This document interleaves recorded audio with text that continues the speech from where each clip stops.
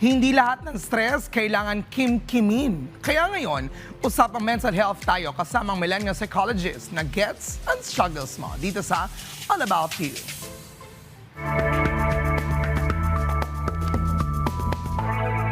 Magandang araw. This is Rian Portuguese, your millennial psychologist at welcome sa episode ng All About You, kung saan ito ang safe space mo at pag-uusapan natin ang tungkol sa'yo.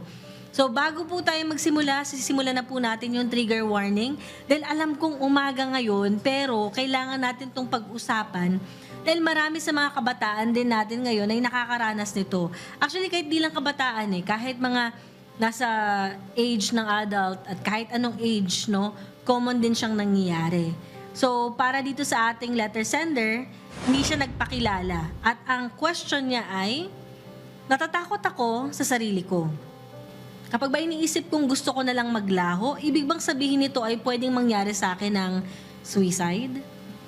Isa sa misconception ng suicide at saka ng suicidal or yung pagiging suicidal ng isang tao ay talagang kapag pinag-usapan daw to, natatakot sila na baka lumala yung sitwasyon. Actually, opposite po ito sa mga pag-aaral. The more na pinag-uusapan natin yung mga pinagdadaanan natin, kung suicidal tayo at minsan meron tayong intention ng suicide, may tendency na mas matutulungan natin yung isang tao para hindi mangyari yun sa kanya.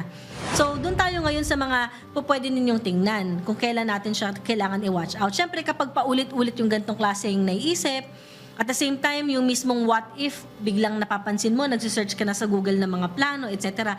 Maganda na yan na mas mabilis na tayo mag-focus dun sa solution, which is yung mag-create tayo ng safety plan. Paano ba mag-create ng safety plan? Sa safety plan, minimake sure natin na okay yung mismong paligid natin. So, i-make sure natin na hindi tayo laging mag-isa sa bahay. Hayaan mo sarili mong mag-open up sa kaibigan mo kahit through online, mag-video call ka, tawagan mo siya. Huwag mong hayaan na kinikip mo lang siya sa sarili mo. Bukod doon, kasama sa safety plan din natin, dapat meron tayo laging contact numbers. Kasama na rin dito, meron din dapat tayo na number like hotline crisis na po pwedeng makita ninyo sa ating screen. Sunod doon, nandito din dapat yung plano natin na mag-seek ng consultation sa psychologist, sa guidance counselor, o kaya naman sa psychiatrist. Sunod din dito, dapat nagpa-practice din tayo ng self-care. So ano-ano ba yung mga bagay na makakatulong sa'yo para mas gumaan yung nararamdaman mo kapag stressed out ka? Kasi may times, pwedeng lumalabas yung ganitong klaseng thoughts natin kapag sobrang stressed out din tayo. Kaya i-observe mo din yung pattern.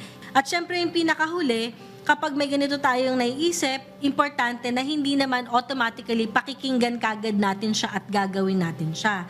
Kasi ang thoughts ay hindi naman facts. Ang emotions ay hindi naman din facts.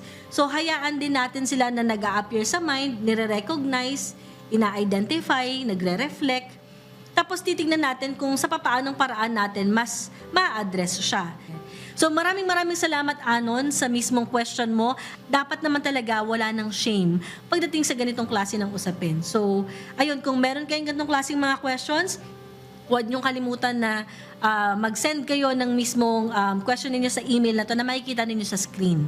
So, this is Rian Portuguese, your millennial psychologist, at maraming salamat. Sana marami kayong natutunan ngayong araw na to.